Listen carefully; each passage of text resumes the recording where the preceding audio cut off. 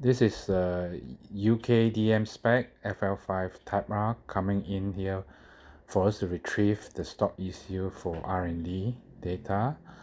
And then we did a dyno pull and it make a 292 VHP 41 torque fully stock.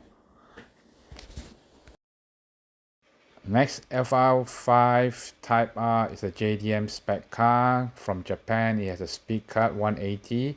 So this car is here for us to retrieve the data out from the ECU. We edit the file and here we show you that the speed cut has been removed.